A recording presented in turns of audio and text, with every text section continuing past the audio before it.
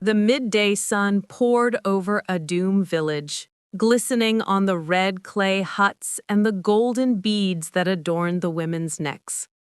In the market square, drums throbbed softly as traders shouted their prices for yams, smoked fish, and kente cloth.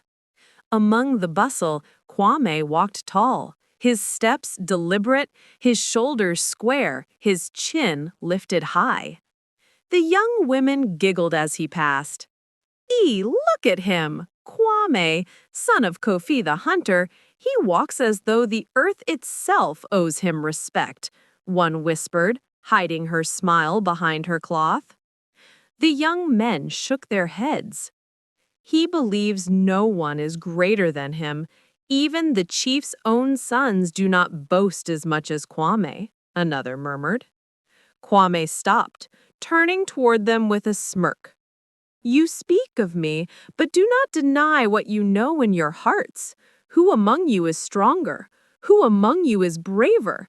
The gods themselves smile when I walk. Even the river bends when I fetch water. His words were sharp, and though they stirred envy, no one dared to challenge him. His father, Kofi the hunter, had once been respected, but now people muttered that Kwame's pride was erasing that honor. A week later, the great talking drum summoned the village. Everyone gathered beneath the shade of the ancient Odum tree, where Chief Nana Ose sat upon his stool, wrapped in gold-embroidered kente. The air was filled with anticipation. The chief arose, his voice deep and steady. The time has come to choose a new Okiame, the tongue of the chief, the voice of the people. Murmurs spread through the crowd. It was a position of great respect, one that required humility, wisdom, and a heart for the people. Several young men stepped forward, bowing before the chief. But Kwame strode into the circle without hesitation, his head unbowed. Why waste time, Nana? Kwame declared.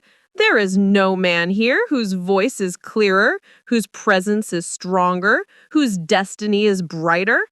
I am the son of Kofi the hunter. The stool belongs to me. A hush fell over the crowd. The arrogance in Kwame's words struck the elders like a sour note in a sacred song. Some turned their faces away in shame. Chief Nana Ose stroked his gray beard. His eyes studied Kwame's proud face, then he spoke. If you are truly fit for the stool, prove it. Bring me the feather of the golden eagle that soars beyond the Odwonoma hills. Return before the next moon. Only then shall you sit as Okiame. Gasps rippled through the crowd. The golden eagle was feared by hunters, sacred to the gods, untouchable by ordinary men. Kwame grinned, lifting his chin even higher. Consider it done, Nana. By the next moon, the feather will rest at your feet. Kwame left at dawn the following day. Hunters offered to accompany him, but he waved them away. Does a lion need the help of sheep? He scoffed.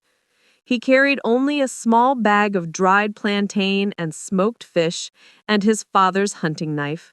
The forest swallowed him whole as he walked beneath towering trees, their branches like arms stretching toward the sky.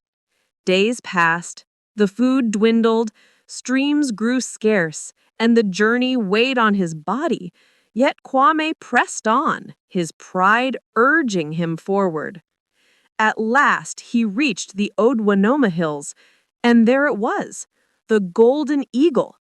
It perched high upon a jagged cliff, its feathers shimmering like sunlight on water. Its eyes burned with ancient fire, its wings spread wide in defiance. Kwame's breath caught in his chest. The feather is mine, he whispered, his lips curling into a grin. He began to climb. The rocks cut his hands, the sharp edges tore at his sandals, but he cared only for the prize above. Higher and higher he went until the wind howled around him. The eagle shrieked, launching into the air. Its talons slashed across Kwame's arm. He cried out, losing his grip. With a crash, he tumbled down the rocks, striking his body again and again until he landed hard among the thorn bushes below. Pain racked his body. Blood dripped from his wounds. The eagle soared above, untouchable, majestic. Kwame lay there broken and powerless. By the time Kwame limped back into Adum, many weeks had passed. His once broad shoulders were hunched, his handsome face hollow, his proud eyes dull. His clothes were torn and scars lined his body. Children pointed and laughed. "Look at him! The lion has returned as a rat!" The maidens turned away, no longer giggling. The young men who once lowered their heads now stared at him boldly, with pity or disdain. Kwame dragged himself into the chief's courtyard and fell to his knees before Nana Osei. "I have failed, Nana. The eagle would not give me its feather. My pride has left me with nothing." His voice broke, and tears streaked the dust on his cheeks. The chief rose slowly, his gold ornaments catching the sunlight. He placed a heavy hand upon Kwame's shoulder.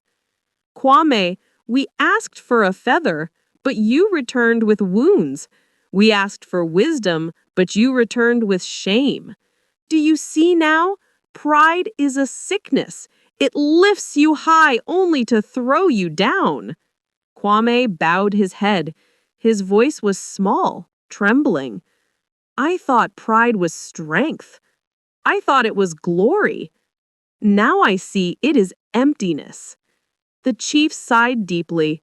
The proud man builds his house on sand. The humble man builds on stone. Learn from this, Kwame, before life teaches you harsher lessons. Kwame never became the chief's Okiame. Instead, he began to serve the village. He fetched water for the elders, cut firewood for the women, and told the children stories by the fire.